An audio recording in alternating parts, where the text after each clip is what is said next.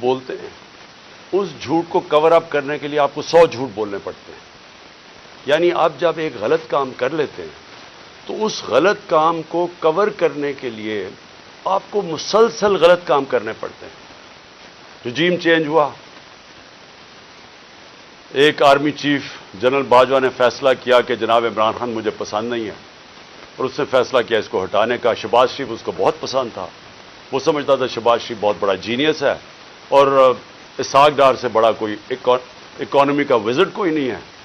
تو اس کی بھی عقل ذرا دیکھ لیں کہ اس نے جب یہ فیصلہ کیا, اور بھی وجوہات تھیں جو میں کبھی آپ کو بتاؤں گا کہ صرف یہی نہیں تھی, اور بھی ان وجوہات تھیں کہ انہوں نے فیصلہ کیا گورنمنٹ گرانے کا. لیکن جب گورنمنٹ گرا دی اور جب پتہ چل گیا کہ پبلک نے ریجیکٹ کر دیا امپورٹڈ حکومت کو, جب واضح ہو گیا کہ پبلک اس امپورٹڈ حکومت کو منظور نہیں کر رہی, ٹویٹر کے اندر سارے ریکارڈز ٹوٹ گئے, امپورٹڈ حکومت نامنظور. ایک پاکستانیوں کی آواز ساری جگہ سے آگے, کبھی پبلک نکلی نہیں ایسے جس طرح 10 تاریخ کو 10 اپریل کو پبلک سڑکوں پہ نکلی بتانے کے لیے کہ ہم ایکسیپٹ نہیں کرتے اس چینج کو. اس کے بعد بائی الیکشنز ہوئے, ان کے اندر واضح ہو گیا جب 37 بائی الیکشنز میں سے 30 تحریک انصاف جیت گئی تو یہ سارے جن لوگوں نے کانسپریسی کی تھی, اور یہ جو سارے 12 پارٹیز کی امپورٹڈ یہ جو بیٹھ گئے یہاں کے گھس بیٹھیا ہم ان کو کہیں گے, یعنی یوزرپرز کہیں گے انگریزی میں, وہ لوگ جن کی کوئی لیجیٹمیسی نہیں ہے, جو آکشن بجائے الیکشن سے پیسے خرچ کر کے ایک آرمی چیف کے ساتھ مل کے, جس نے خفیہ ایجنسی ساتھ ملا کے گورنمنٹ گرائی ہوئی تھی. اور یہ جب ان کو جب پتہ چلتا گیا کہ پبلک ان کے ساتھ نہیں ہے تو ان کو ایک خوف آنا شروع ہو گیا کہ کسی طرح الیکشن نہ ہو, پاکستان نہ کروائیں. تو میں کیوں ان کی نیت کے اوپر شک کرتا ہوں. یہ وہ لوگ تھے, یہ شریف خاندان, انہوں نے سب سے پہلے 1990 کے اندر جب پلاٹس کے اوپر ان کو بلایا گیا, نواز شریف نے بڑے زیادہ پلاٹس دے دیے تھے, رشوت دی تھی لوگوں کو, پتہ نہیں پیسے اربوں روپے کے بنائے تھے, میں 1990 کی بات کر رہا ہوں. تو ایک جج نے لاہور ہائی کورٹ نے ان کے اوپر نوٹس لے لیا, تو تب بھی دوسرے ججز کو ساتھ ملا کے رشوت دے کے اس جج کو انہوں نے زیرو کر دیا تھا. اور ان کو جج وہ پسند تھے, اور ان کے ٹیلی فون کانورسیشن ہے کہ جج صاحب جناب بے نظیر کو 3 سال نہ سزا ہو بلکہ 5 سال ہو. یہ وہ ہیں جو کہ ان کی ٹیلی فون کے اوپر ججز ان کے اوپر لائن پہ ہوتے تھے. یہ وہ لوگ ہیں جنہوں نے سپریم کورٹ کے چیف جسٹس کے اوپر حملہ کیا. ایک سجاد علی شاہ جیسا ایک ایماندار دیانتدار جج چیف جسٹس کے اس کے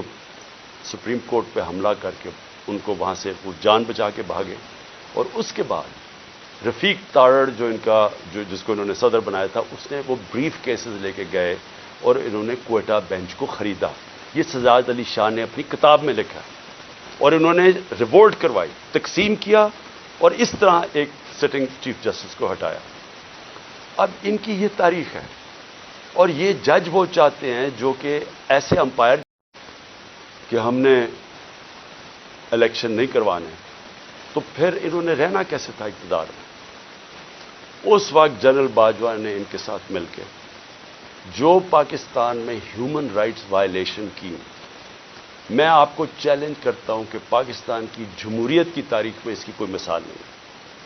شاید عامروں کے دوران ہو, جنرل مشرف کے دور میں جب میں اپوزیشن میں تھا, میں جیل بھی گیا 8 دن, میں نے کبھی اس طرح کی ظلم نہیں دیکھا, تشدد نہیں دیکھا جو جیلوں میں انہوں نے کیا ہے, جو یہ جنرل باجوہ نے ان کے ساتھ مل کے, جیسے ہی ہماری گورنمنٹ گئی اس کے بعد 25 مئی سے شروع ہوا. 25 مئی سے انہوں نے تشدد کرنا شروع کیا, اور وہ بڑھتا ہی گیا. خاص اپنا ایک آدمی لے کے آئی ہے یہاں جو کہ کاؤنٹر